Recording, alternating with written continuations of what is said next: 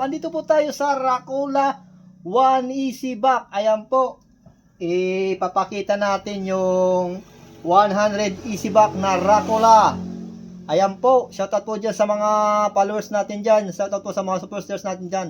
Ito po ay sa mga beginners din. Pwede rin to sa mga beginners pero nakakabato. Kailangan din po yung mga medyo sanay na. Ayan po, andito po tayo.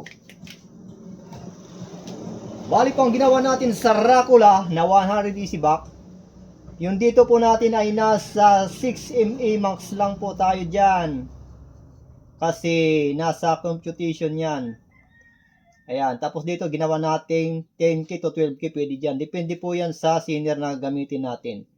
Bali po yung sinner ginagamit natin. Meron yan mga explain dun si Sir Tony kung bakit tayo gumagamit na sinner na dito na pwede sa mga pataas na supply.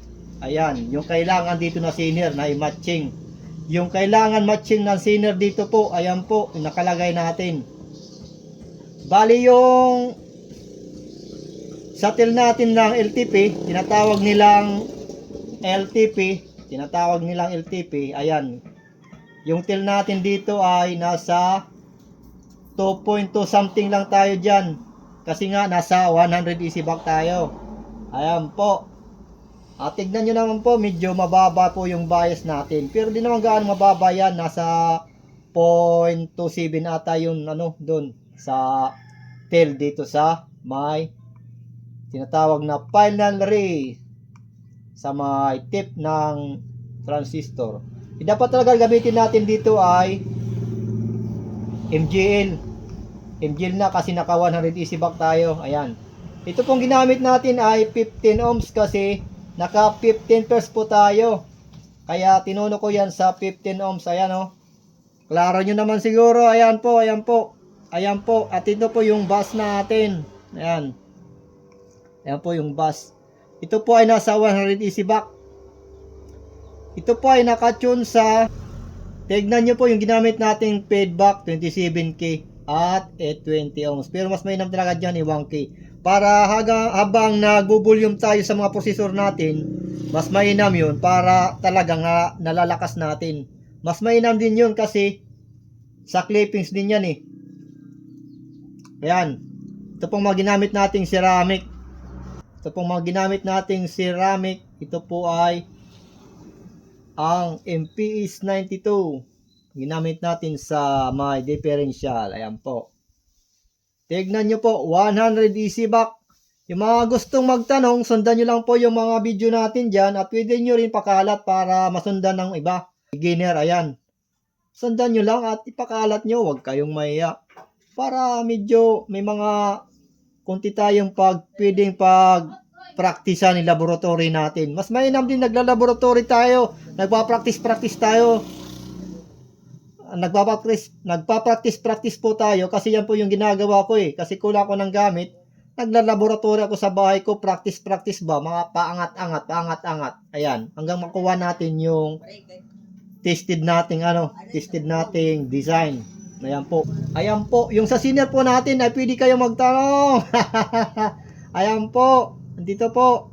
At pansin nyo po ba, meron tayo dito ginamit na 100 ohms na resistor. Pero mas mainam po dyan ay 220 ohms kasi yan po yung adjustment dyan sa DCO. Pwede naman kayo dito mag-adjustment sa DCO. Ayan o, dito. Kadalasan talaga dito ako nag-adjust sa DCO pag hindi ko na kukuha yung HSP nila talaga. Kasi mahirap naman talaga ma-matching yung mga HSP na yan eh. Dito ako nag-adjust yan. Yung iba, trimmer ginagamit yan.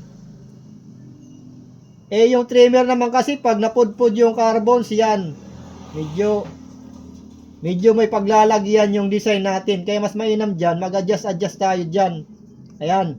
Ito po ay mga tips po sa mga beginner. Ayan po.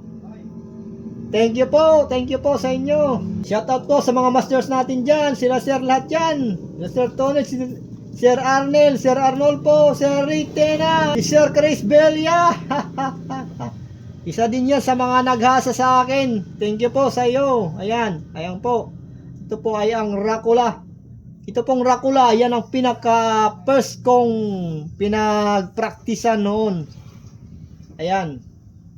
Ito po ay ang Rakula. Ayan. Pinakita ko na po sa inyo ang Rakula 100 back. Ayan po. Tignan po natin dito bakit naglagay tayo dito ng 331P o kaya 221P. Mas mainam po yun. Iwas po ng hissing signal para sip po yung parts natin sa hissing. Kasi pag nag-hits yan, yung output natin na di kaya yung hissing, dyan yan magkakaproblema.